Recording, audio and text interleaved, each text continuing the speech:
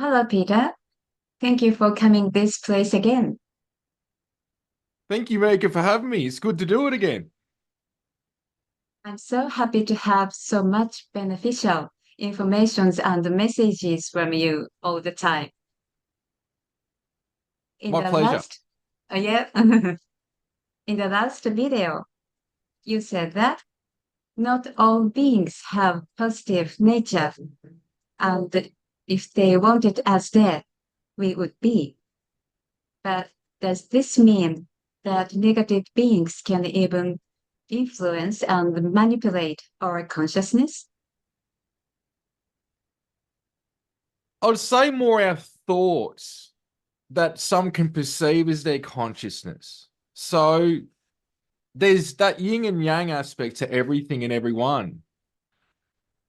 And I think from my experience, it's the agenda and intention behind each intelligence that is the propelling force of their actions. But if people are unaware of their thoughts, their ideas, of what's actually them, what's actually the higher self, or God source creator, or even their spirit team, and or other intelligences, past spirits, nature spirits, elementals, what have you, which does take a bit of training, but if not aware of these things, you can perceive certain thoughts and ideas and what have you as your own. And so you could say, yes, that we can be manipulated through our thoughts, through our feelings. And it's up to us if we take action on those things. But it really comes down to, as I say, what's the fruit of what your actions are, of what you're thinking about doing, of where you're directing your energy. What's the fruit? What's the benefit? How does it empower me? How does it help me be a better person? And also, how does it assist others? And what's the, we could say, ongoing effect from the thought, the actions, and what have you? So it does come down to being aware of these things and asking yourself with the heart, is this my thought or is it something else? And again, what's the fruit of it? So yes, they can Thank project you. fruit thought, yeah. Yes. Um, if we are just beginning to learn spiritual field, or if we lack knowledge or discernment, we can easily be misled by the various pieces of information that overflow there. I believe that knowledge and discernment are important as we deepen our spiritual learning. For example, I have come across people who say that they are receiving messages from very high dimensional places, even places beyond the 10th dimension. I don't intend to deny this, but I do have the perspective of, is this really true? This is because I feel that the higher the dimension, the more difficult it is to tune with it. You have had experiences accessing dimensions beyond the fifth dimension. From those experiences, could you tell us what kinds of sensations, physical experiences, and information you have gained from connecting with and interacting with higher dimensions and their beings? Also, although it depends on the person, until what dimensions do you think we can access at this stage? So it's a layered thing there, and I've done many books on this stuff, so it's hard to sort of compress all that. But the gist of this is that we can access anything and all that is, in my opinion. And I think it depends on the lens that one's is viewing this reality through and where they're at on their own journey can give them the illusion of what they've got access to. It's like we're all at each our own level, so to speak. So everyone's at their own level, and that's okay. But in that silence, in that present moment, just being and then observing, going from a state of not future, not past, not even present anymore, but just being. And through practicing sitting in that, almost a daydream state, the place that I call the zone, you can commune with the divine, with source, whatever you want to call that intelligence, which everything is a part of, all planes of existence, all dimensions, all densities. So because of that, and from experience with that, from my perspective, we've got access to anything. Some people will resonate certainly with certain intelligences at certain frequencies. That's where they're at. As I say, don't put yourself in a box, but because once you put yourself in a box, well, then you're capping what your limit is in a way. And so my thing with this is that we are limited by the mind, but the heart breaks all barriers. The core part of, we could say, the information is that we are unbounded beings. It's all about experience.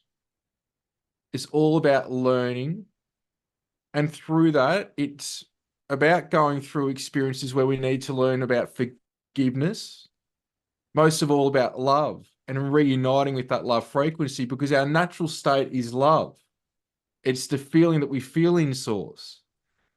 It's a glimmer of source. Now, there are sometimes I may get visuals of light and geometry, and I'm with many different forms of intelligences, Elohim intelligences or angelic celestial intelligences, which is a bit laid to go into.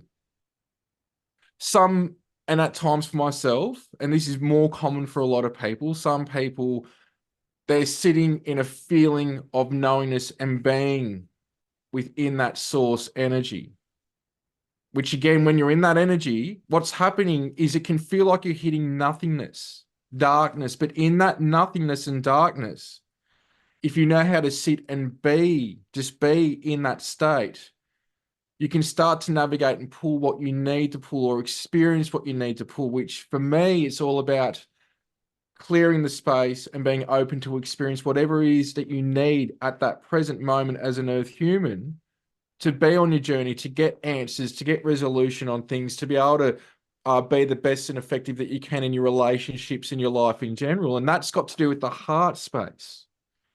The heart space is the first organ that comes into manifestation from the light blueprint in the womb. And so from this space, we could say it's the physical aspect of us that is at the core of the light blueprint, the Merkaba and rainbow body, that is our connection to the divine. So even some of this information I'm telling you now is stuff that I've got, yes, some from contact, but a lot of it is from a knowingness, having access to the book of my soul. And so it's the fruit of the information with discernment, getting back to one of the earlier questions in this clump of questions that you've asked, of what feels right. God speaks to us through a feeling, and so do a lot of these higher intelligences. And a lot of people are connecting to this higher intelligence through the heart, not even realizing at times, whether it's in times of trouble or times of searching or times of just purely being. It's what feels right. What's the fruit of what somebody's saying? How does it help you and how does it help others? That's the litmus test with discernment. Now, there will be times that stuff may go above your head in one ear and out the other. Doesn't mean that you're not enlightened or aren't worthy of being enlightened, though I think we all are in the highest expression of ourselves.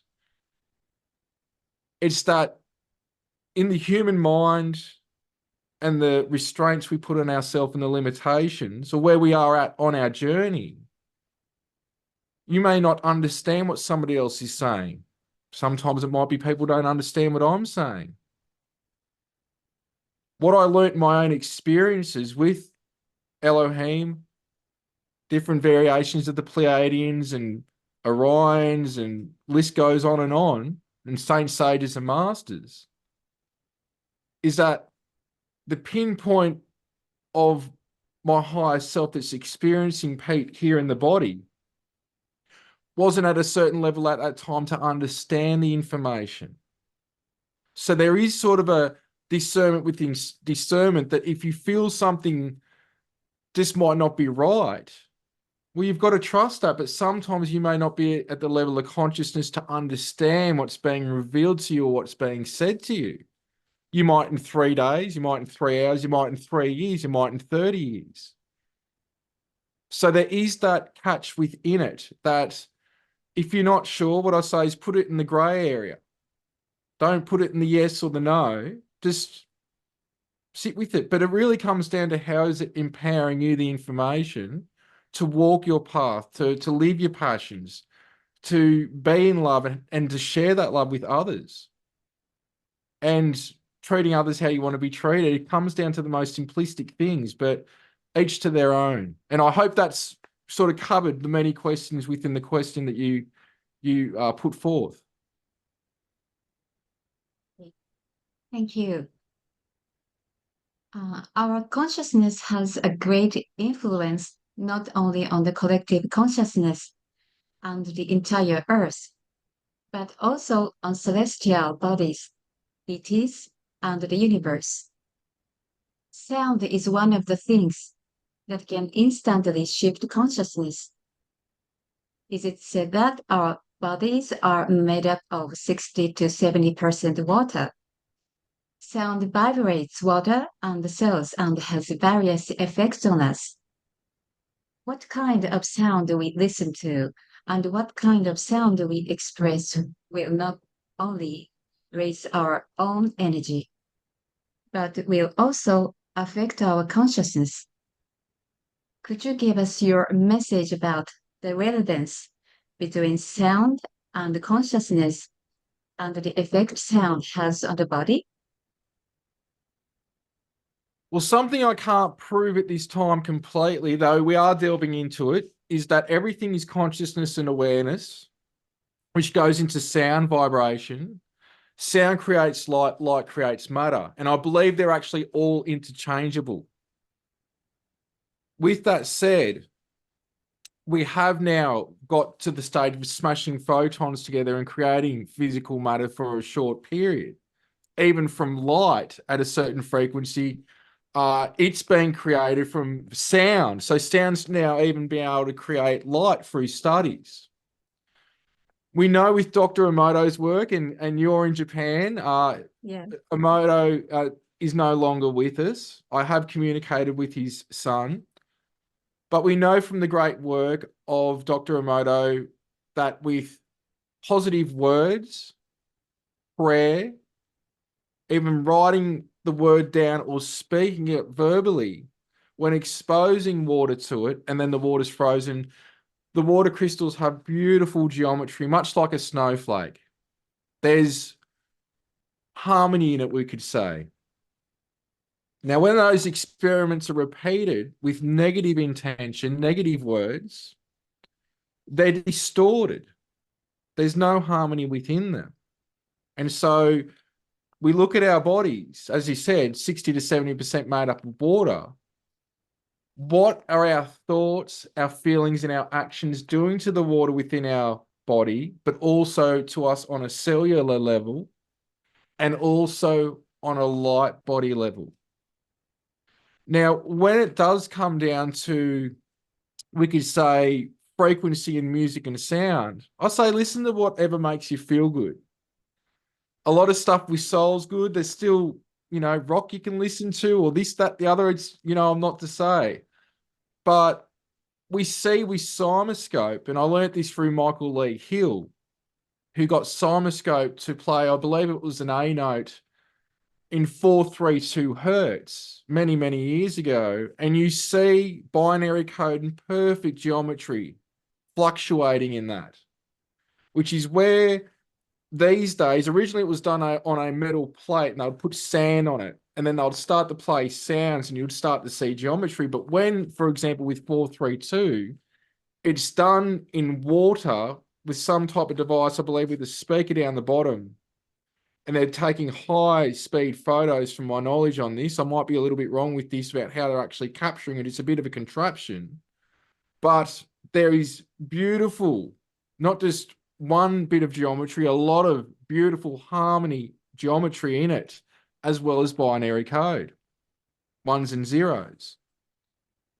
Now, if you do that at 440 or slightly off, which is what mainstream music usually is, these days there's a lot of people apparently recording in 432, or they're doing it on the scale 528. It might be, I can't remember off the top of my head. There's different levels to it. You get this beautiful geometry. So listening to stuff like that will be affecting us, will be affecting our consciousness, will be affecting how we feel. And so I'll just ask for people to take that into consideration, to do their own research and not believe me, and again, follow their heart on the information. But it shows how everything is affected, not just through frequency, but how our thoughts and our intentions of the verbal word or even the written word is having an effect on our physical reality in ways that we could say the ancients knew, but we're relearning about now. Yet a lot of yogis and masters and teachers, what have you, have been saying this for millennia. So I hope that's answered your question, Mika. Thank you. So, Peter, I got a lot of beneficial information and messages from you today as well. I hope that all of you who come across this video will get some fruit from them. I'm grateful to Peter and all of you. Thank you very much. Thank you, Mika. Thank you.